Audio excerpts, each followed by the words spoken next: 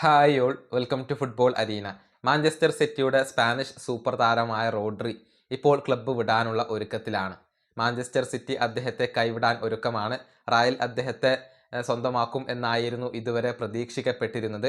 പക്ഷേ FC Barcelona കഴിഞ്ഞ ദിവസം താരത്തിൽ താല്പര്യം പ്രകടിപ്പിച്ചുകൊണ്ട് രംഗത്ത് വന്നു എന്നുള്ള കാര്യം മാധ്യമങ്ങൾ എല്ലാവരും റിപ്പോർട്ട് ചെയ്തിരുന്നു.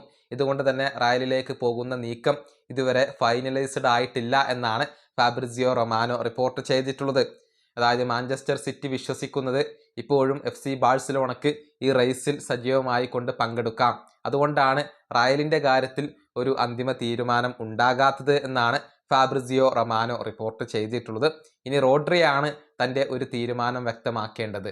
അതായത് റയലിലേക്ക് പോകണോ ബാഴ്സലോണയിലേക്ക് പോകണോ എന്നുള്ളത് തീരുമാനിക്കാനുള്ള പൂർണ്ണ സ്വാതന്ത്ര്യം റോഡ്രിക്കുണ്ട്. ആ തീരുമാനം അദ്ദേഹം മാഞ്ചസ്റ്റർ സിറ്റിയെ അറിയിക്കേണ്ടതുണ്ട്. അതിനുശേഷം മാത്രമായിരിക്കും മാഞ്ചസ്റ്റർ സിറ്റി ഒരു ഫൈനൽ ഡിസിഷൻ എടുക്കുക എന്നാണ് ഫാബ്രിസിയോ റൊമാനോ റിപ്പോർട്ട് ചെയ്തിട്ടുള്ളത്. മാത്രമല്ല മറ്റൊരു കാര്യം കൂടി അദ്ദേഹം പറയുന്നുണ്ട്. റോഡ്രിയുടെ ക്യാമ്പ് വിശ്വസിക്കുന്നത് അദ്ദേഹം ഇപ്പോൾ റയലിലേക്ക് പോകാനാണ് താല്പര്യപ്പെടുന്നത് എന്നുള്ളതാണ്. ബാഴ്സയേക്കാൾ കൂടുതൽ താല്പര്യം ഇപ്പോൾ റോഡ്രിക്ക് റയലിനോട് തന്നെയാണ്. ശരിയാണ്, ബാഴ്സലോണയിൽ സ്പാനിഷ് ടീമിൽ കളിക്കുന്ന ഒരുപാട് സഹതാരങ്ങളുണ്ട്. എന്നിരുന്നാലും റോഡ്രിക്ക് ഒരല്പം മുൻതൂക്കമുള്ളത്, ഒരല്പം താല്പര്യ കൂടുതലുള്ള ടീം അത് റയൽ മാഡ്രിഡ് തന്നെയാണ് എന്നാണ് ഫാബ്രിസിയോ റൊമാനോ റിപ്പോർട്ട് ചെയ്തിട്ടുള്ളത്.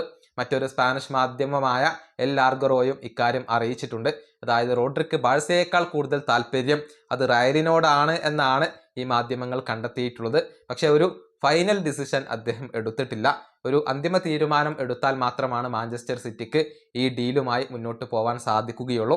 ഏതായാലും റയൽ മാഡ്രിഡ് തന്നെ അദ്ദേഹത്തെ സ്വന്തമാക്കും എന്നാണ് ഇപ്പോഴും പൊതുവിൽ പ്രതീക്ഷിക്കപ്പെടുന്നത്. ഈ വീഡിയോ അവസാനിപ്പിക്കുന്നു. അടുത്തൊരു വീഡിയോ കാണാം.